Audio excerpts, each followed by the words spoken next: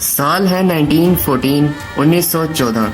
Europe अब तक की इंसानी तारीख की सबसे बड़ी जंग के अंदर डूब चुका है, जिसको वर्ल्ड वॉर वन या फिर द ग्रेट वॉर भी बोला जाता है। लेकिन दोस्तों, सल्तनत उस्मानिया तो अभी तक जंग के अंदर नहीं है, बल्कि सल्तनत उस्मानिया एक न्यूट्रल कंट्री है। आप मैप पर देख सकते हैं कि सल्तनत उस्मानिया अब तक अपने यूरोप के तमाम इलाकों से हाथ धो बैठा है और सिर्फ एशिया तक ही महदूद हो चुका है। तो फिर सल्तनत उस्मानिया जंग के अंदर कैसे कूदी? दोस्तों, वो मुस्तफा कमाल अतातुर्क जिसने बाद में खिलाफत को खत्म किया, कैसे वर्ल्ड वॉर वन में उसने सल्तनत उस्मानिया को बचाया, कैसे मदीनातुल मुनव्वरा में 3.5 साल तक जंग रही, और वो कौन सा तुर्क कमांडर था जिसने जंग खत्म होने के बाद भी ये कहते हुए हथियार नहीं डाले कि वो मदीना मुनव्वरा को बागियों के हाथ में जाने नहीं देगा, और वो कौन सी जंग थी जिसमें बरसगीर के मुसलमान जो कि बरतानिया के लिए लड़ रहे थे, उन्होंने अपनी सफ़ों को छोड़ के सल्तनत उस्मानिया की सफ़ों में छलांगे लगा दी और सल्तनत उस्मानिया के साथ बरतानिया के खिलाफ लड़ने लगे। दोस्तों, तारीख है 30 जुलाई 1914। अभी तक सल्तनत उस्मानिया एक न्यूट्रल कंट्री है, लेकिन अब सल्तनत उस्मानिया और जर्मनी के दरमियान एक खुफिया मुआहदा होता है। इस मुआहदे के मुताबिक जर्मनी सल्तनत उस्मानिया को 2 उस टाइम के बेहतरीन बहरी जहाज, जिनका नाम SMS गोवन और SMS ब्रेस्लो था, ये देता है। ये जहाज सल्तनत उस्मानिया के पास आते हैं तो सल्तनत की नेवल ताकत के अंदर बहुत ज्यादा इजाफा हो जाता है, और जर्मनी सल्तनत उस्मानिया को फोर्स करता है कि अब सल्तनत उस्मानिया रशिया के ऊपर ऐलान जंग कर दे। जर्मनी सल्तनत उस्मानिया को लालच देता है कि अगर ये लोग जंग जीत गए तो सल्तनत उस्मानिया को तमाम वो इलाके दे दिए जाएंगे जो वो पहले ही रशिया के आगे हार चुका था।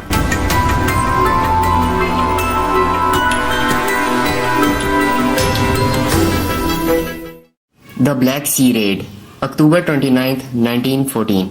29 अक्टूबर को अनवर बे पाशा, जो कि उस टाइम के ऑटोमन एम्पायर के वॉर मिनिस्टर थे, उनके हुक्म पर ऑटोमन नेवी को मोबिलाइज किया जाता है और ऑटोमन नेवी रशिया के ब्लैक सी पोर्ट्स की तरफ मूव कर जाती है। इस बेड़े के अंदर उस टाइम के जदीद SMS गोवन और SMS ब्रेस्लो जहाज भी शामिल थे। ये जहाज रशिया की सेवेस्टोपोल के शहर के पास जाते हैं और शहर के ऊपर अंधाधुंध बमबारी शुरू कर देते हैं। इस बमबारी में रशिया के ब्लैक सी पोर्ट को बेतहाशा नुकसान पहुंचता है, जिसके जवाब में रशिया सल्तनत उस्मानिया के खिलाफ ऐलान जंग डिक्लेयर कर देता है। 3 दिन बाद बरतानिया और फ्रांस, जो कि रूस के इत्तेहादी थे, वो भी सल्तनत उस्मानिया के खिलाफ ऐलान जंग डिक्लेयर कर देते हैं। दी कॉकेसिस कैंपेन, कोहे काफ का मार्का। आपने अक्सर उर्दू कहानियों में एक इलाके का नाम सुना होगा, कोहे काफ, जहाँ के पहाड़ बहुत ज्यादा खूबसूरत है। ये इलाका असल में एग्जिस्ट करता है, जो कि तुर्की रशियन बॉर्डर के ऊपर है। यही वो इलाका है जहाँ पे सल्तनत उस्मानिया ने वर्ल्ड वॉर वन के अंदर अपनी पहली जंग लड़ी, जिसको द कॉकेसिस कैंपेन कहते हैं।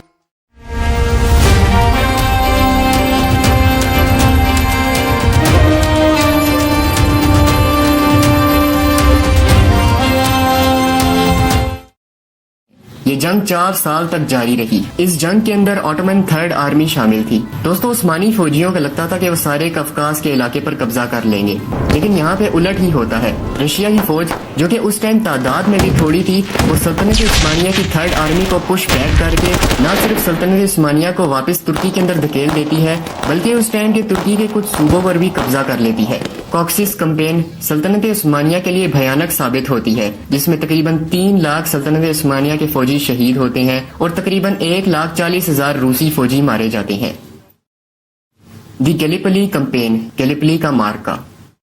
दोस्तों, अगले साल 17 फरवरी 1915 को इत्तेहादी फौज बरतानिया की कमान के अंदर गैलिपली के ऊपर हमला कर देती है। इस इलाके को गैलिपली या फिर डार्डिनल्स भी कहते थे। आप मैप में देख सकते हैं, ये इलाका उस्मानी खिलाफत के कैपिटल कुस्तुनतुनिया के बहुत पास था। इत्तेहादियों का प्लान ये था कि वो इस पर कब्जा करके कुस्तुनतुनिया के ऊपर कब्जा कर लेंगे। ये बहुत ही इंपॉर्टेंट एक शिपिंग रूट था। अगर इस पर इत्तेहादी कब्जा कर लेते तो सल्तनत उस्मानिया की सारी तिजारत खत्म हो जाती। गैलिपली कैंपेन में एक तरफ इत्तेहादी फौज के एनजैक्स यूनिट थे और दूसरी तरफ ऑटोमन 5th आर्मी थी। दोस्तों, एनजैक्स यूनिट मेनली ऑस्ट्रेलिया, न्यूजीलैंड और इंडिया के फौजी थे, जिनकी कमांड बरतानिया कर रहा था। गैलिपली कैंपेन तकरीबन 1 साल तक जारी रही, जो कि बरतानिया की फौज यानी कि इत्तेहादियों के लिए एक बहुत बड़ा फेलियर साबित हुई। इत्तेहादी फौज ऑटोमन 5th आर्मी को शिकस्त न दे सकी। तो ऑटोमन 5th आर्मी की कमांड उस टाइम मुस्तफा कमाल अतातुर्क कर रहा था। आज भी गैलिपली के मार्के को इत्तेहादी फौज का एक बहुत बड़ा लॉस समझा जाता है और सल्तनत उस्मानिया की बहुत बड़ी जीत समझा जाता है।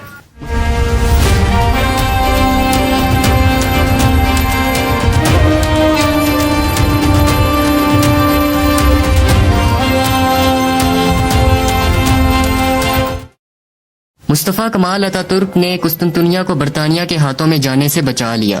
یہ وہی مصطفیٰ کمال اتا ترک ہے جس نے بعد میں خلافت کو ختم کیا اور ماڈرن ترکش اسٹیٹ کی بنیاد رکھی۔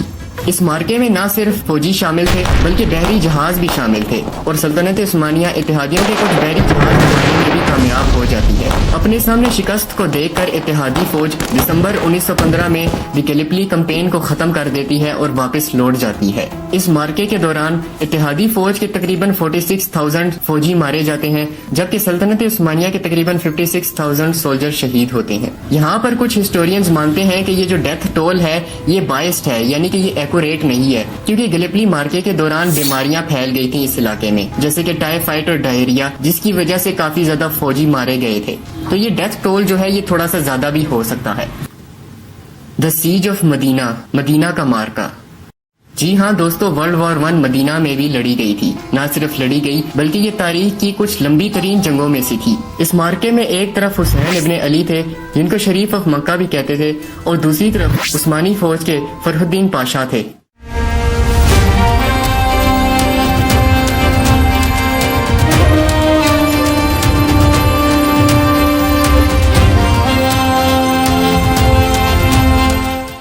حسین ابن علی نے عثمانیوں کے خلاف بغاوت اس لیے کی تھی کیونکہ ان کو لگتا تھا کہ سلطنت عثمانیہ اب ایک سیکولر ملک بن چکا ہے جس کی بنیاد نیشنلزم یعنی کہ قوم پرستی ہے، اور یہ صرف ترک لوگوں کو ہی فوقیت دیتی ہے۔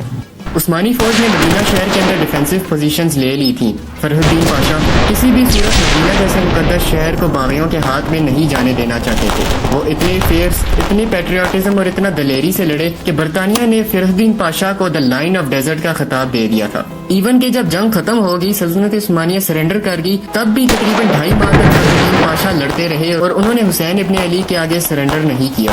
اس کے بعد حسین ابن علی کی فوج نے جو حجاز ریلوے تھی اس کو ٹارگٹ کرنا شروع کر دیا۔ یہاں پہ جو عثمانی ٹرینیں آتی ان کو جلا دیا جاتا تاکہ کوئی بھی سپلائی مدینہ تک نہ پہنچ سکے۔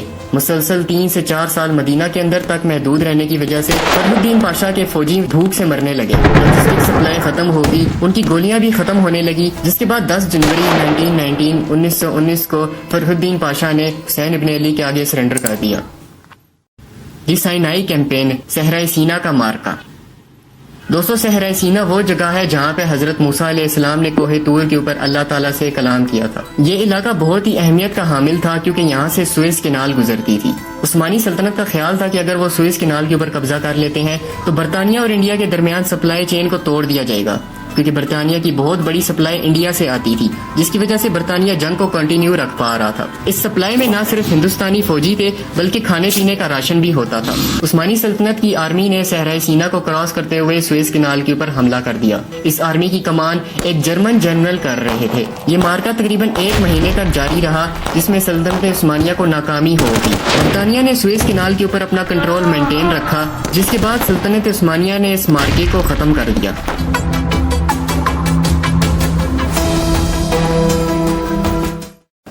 فلسطینین کیمپین، فلسطینی مارکا۔ دوستو، مارچ 1917 میں برطانیہ فائنلی حملہ کر دیتا ہے فلسطین کے اوپر۔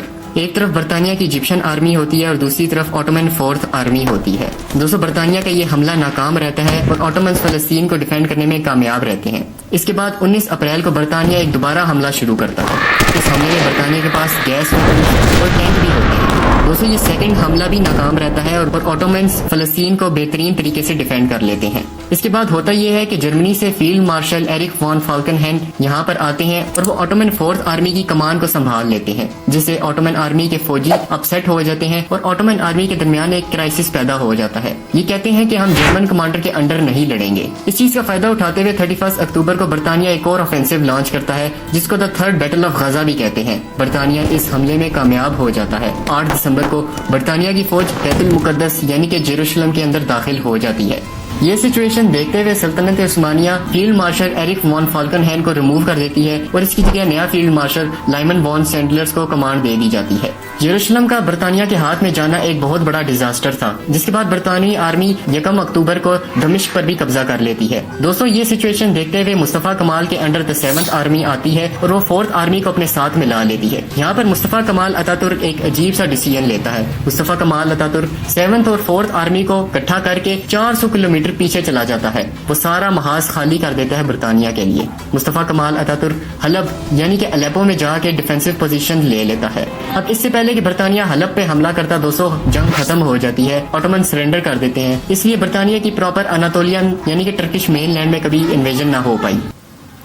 بیٹل آف قدس کا مارکا دوستوں 5 نومبر 1914 کو the Indian 6 army division Kuwait میں لینڈ کرتی ہے۔ اس ٹائم کویت برطانیہ کا ہی ایک پروٹیکٹریٹ تھا، یعنی کہ برطانیہ کی ہی ایک کالونی تھا۔ ان کا مقصد ہوتا ہے کہ بغداد یعنی کہ عراق کے علاقے پر قبضہ کر لینا۔ یاد رہے برطانیہ کی اس آرمی کے اندر مینلی انڈین فوجی تھے۔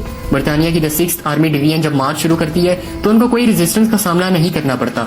یہاں پر آٹومن امپائر کی ٹروپس موجود ہی نہیں ہوتی۔ دراصل یہ آٹومن امپائر کی ایک ٹرک ہوتی ہے، وہ برطانیہ کو ڈیپ ان سائڈ عراق آنے کی اجازت دے دیتے ہیں تاکہ ان کو تھکا کے ان کو ایگزاسٹ کر کے ان پہ حملہ کیا جائے۔ برطانیہ کی فوج پہلے بصرہ کے ٹاؤن کے اوپر قبضہ کرتی ہے، اس کے علاوہ چلتے چلتے بغداد کے پاس قدس الامارہ کے ٹاؤن پر قبضہ کر لیتی ہے۔ جب برطانیہ کی فوج قدس الامارہ کے ٹاؤن پر قبضہ کرتی ہے تو آٹومن آرمی آتی ہے اور شہر کو چاروں طرف سے بسیج کر دیتی ہے۔ اس کے بعد آٹومن آرمی شہر کے اندر گھسنے کی کوشش کرتی ہے، لیکن آٹومن آرمی ناکام ہو جاتی ہے۔ اس آٹومن آرمی کی کمان خلیل پاشا کر رہے تھے۔ یہ بہت ہی جینیس ملٹری لیڈر ہوتے ہیں۔ وہ مزید حملہ کرنے کی بجائے یہ فیصلہ لیتے ہیں کہ ہم شہر کو سیج میں ہی رکھیں گے اور حملہ نہیں کریں گے، برطانیہ کو ایگزاسٹ کر دیں گے۔ برطانیہ کی اس فوج کی مدد کے لیے 2 مزید ڈویژنز آتی ہیں، لیکن آٹومن آرمی ان کو قدس الامارہ پہنچنے سے پہلے ہی روک لیتی ہے۔ دوستوں اس جنگ کے بارے میں یہ کہا جاتا ہے کہ اس انڈین 6 آرمی ڈویژن کے اندر کچھ مسلمان سولجرز بھی تھے جو کہ برطانیہ کی طرف سے لڑ رہے تھے، اور جنگ کے دوران انہوں نے برطانیہ کی صفوں کو چھوڑ کر سلطنت عثمانیہ کے ساتھ مل گئے اور سلطنت عثمانیہ کے ساتھ مل کر انہوں نے برطانیہ کا مقابلہ کیا۔ دوستوں یہ سیج 2 سال تک جاری رہی اور پھر 29 اپریل 1916 کو برطانیہ کی فوج سرنڈر کر دیتی ہے۔ سلطنت عثمانیہ برطانیہ کے 13,000 لوگوں کو پریزنرز لے لیتی ہے۔ بیٹل آف قدس الامارہ سلطنت عثمانیہ کے لیے ایک ڈیسائسو وکٹری ثابت ہوتی ہے۔